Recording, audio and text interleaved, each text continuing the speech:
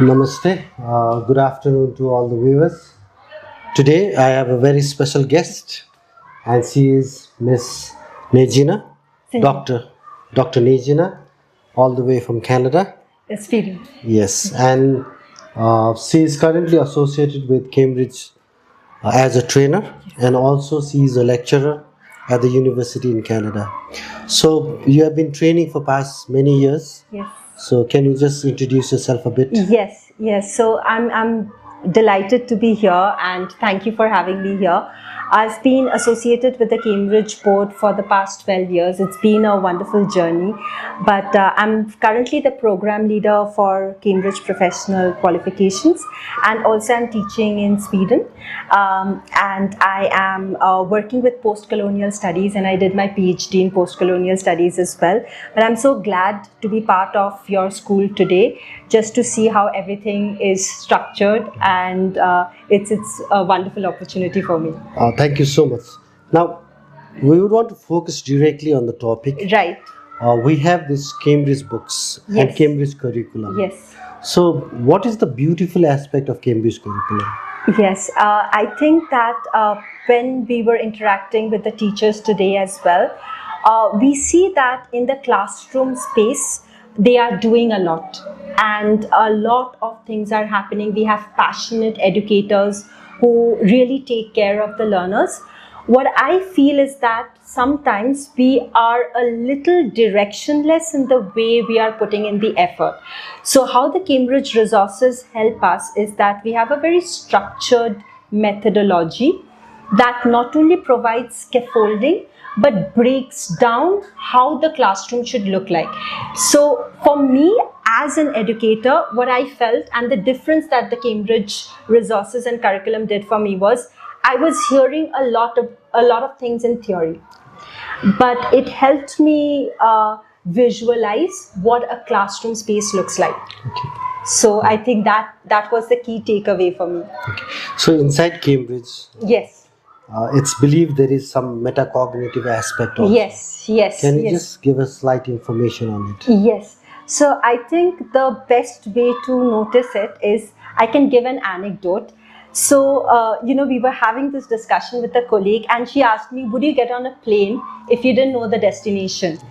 And that's how we look at the learners.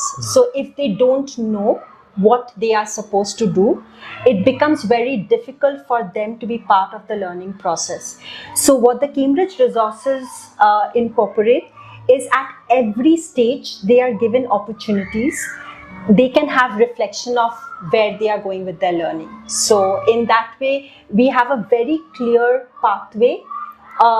They themselves have the agency to test. So it's not the teachers who are telling them, you need to do this. Okay, students. It's the students, they have the agency. So they don't have to depend on the teachers to know where they are.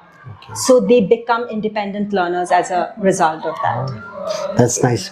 Also, there's these three elements in Cambridge. Right. That is knowledge, Yes. understanding, and Yes. skills. Yes. How would you break that into different three categories? Right. So when we are talking of education, and here I would like to bring in assessment a little bit as well. So I think the biggest mistake sometimes that we make is looking at syllabus, curriculum, and assessment separately. Okay. What the Cambridge resources help us to make things more visible is how activities and assessment are linked. Okay. So when they are doing an activity, it's transferable skills that are getting embedded. Along with that, the learning intentions are getting embedded, and they are getting prepared for the assessment module as well. Wonderful. Can you give an example so that it's clearer to that audience? Yes. So I can take one example from a Cambridge book, and we were just looking at that example. So they were given a comprehension to do, and one of the activity was like, can you mimic the style of the writer? So when we give them any assignment, we say, can you write? Now what this small activity has done, they have given them support, They have given them what the writing looks like. Okay. They are not asking them to create something from scratch. Okay. So they are asking them, can you imitate? All right. So the learners are confident. You are holding their hand a little at the initial stage.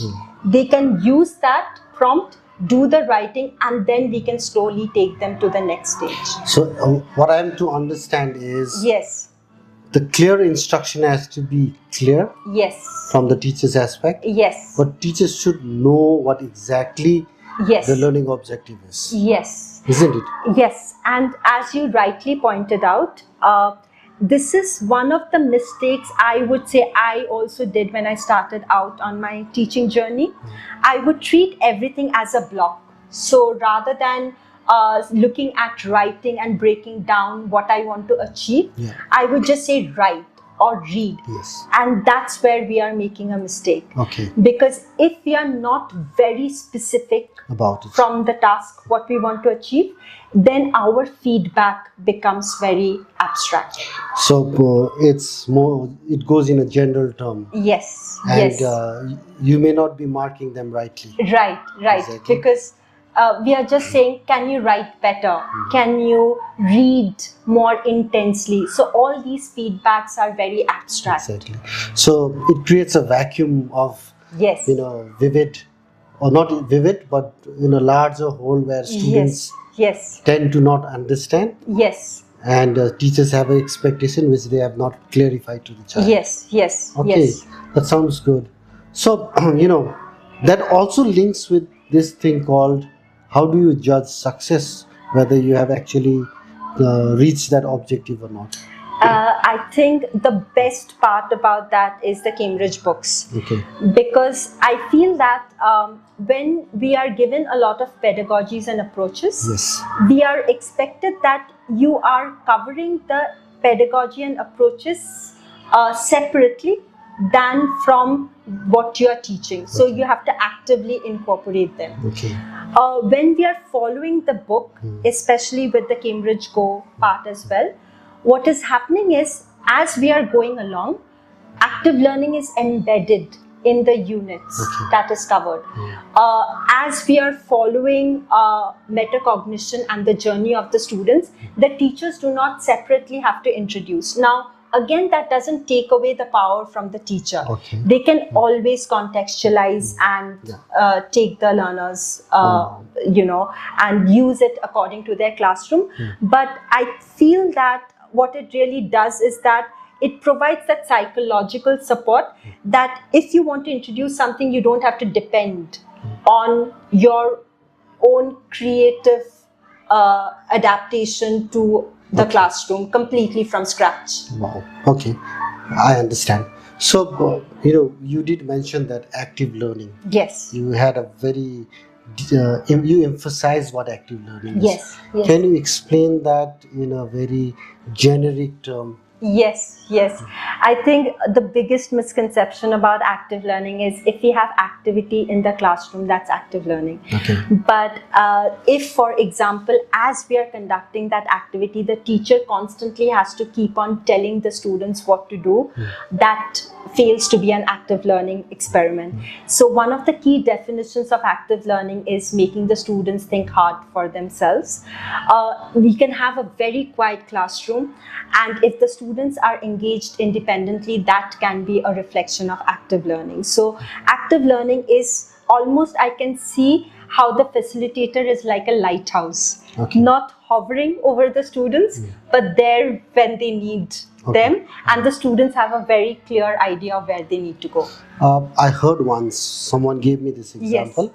I don't remember exactly, but active learning is when you ask a child, Yes. you give a ball pen to them, and Yes. say like, in 2075, Yes. how do you use that ball pen? Oh, yes, yes, yes. Can yes. you elaborate? What is the understanding behind that question? Right. But thank you so much for sharing that wonderful anecdote as well. I think one of the key things in education we are grappling today is that we are preparing learners for skills that have not, for professions that have not yet come. Yes. So there is no way we can say we are preparing you for this profession or that profession. The only thing that we can do is inculcate them with critical thinking skills. Okay. And what happens with active learning is they are taking responsibility for the learning process. Okay. They can see where they are going, and as a result, we can see they are ready for the future world. So it doesn't really matter if a new profession comes up. The key part that Cambridge uses is transferable skills. Okay. So what they are learning in the classroom has real world application. So what I have understood just now, Yes. with your explanation, is that Yes. we do not know what future holds. Yes. But then students, when they are learning Cambridge, Yes. they are preparing themselves for future. Right. Because whatever the circumstances or situation may come forth, Yes. they are ready to take in Yes. and go forward. That's what you Yes. understand. Yes. Okay, now, with active learning, that Yes. portion is there. There's also success criteria. Correct. So, how do we link these two together? Right. So I would like to think sometimes we have this a little bit of traditional mindset Yes. that let's finish the syllabus and keep a month or two for exam preparation. Yes. Right? What happens when you're equipping success criteria immediately in the classroom with each and every activity that is happening Okay. is assessment and learning intentions are embedded. Okay. So they don't have to keep separate months for exam preparation. Exam preparation is It's a happening continuous process. It is happening simultaneously. Yes, okay. So they are getting So, ready. now how do you make success criteria very simple? It's not only like Yes. I learned and memorized this thing, Yes. or I have an idea. Yes. I give a test. Yes. Now I know that I'm good enough in that. Right. But regarding not taking that into consideration, Yes. Yes. like simple thing, how do you make sure that you have achieved a success or not? I can just give an example from my Yes. classroom. So one of my students just came up to me and said, my grandmother is an English teacher and she would have given me way less marks than what you have given me in English. Yes. And I felt at that point in time, I have not made the success criteria clear. Okay. Because I was not testing him for grammar Yes. and language. Okay. So I didn't cut marks. I was testing him for his ideas. Okay. So that is what making success criteria visible means. Okay. That I am telling them what they will be tested on. So if I'm giving them to write something, I will tell immediately I am not looking at grammar and spellings. I am looking at the way you are creating the content and you're expressing the content. So am I to understand that is something like summative Yes. Yes. Yes. evaluation? Yes. Yes. Right? Absolutely. And Okay. that's where formative assessment gets linked to the summative part. Yes. So then they know, okay, creating ideas, what it looks like. In the next assignment, I can tell them, I'll test you on grammar and comprehension. So every ideas, objectives, and evaluation Yes. can be done differently for different chapters. Yes. Yes. Right? Yes. So you don't have to wait for that, yes. formative examination for things Exactly. to happen. Exactly. So when that happens, the child's level of learning, interest, Yes. and their understanding actually goes to the next level. Yes. Yes. Yes. That's wonderful. I'm sure most of the university or the courses that I have come across Yes. tend to miss out on this particular aspect. Right. Isn't right. it? Yes, and Yes. I think another misconception about this is that active learning or evaluation can only happen At the as end. they grow older. Okay.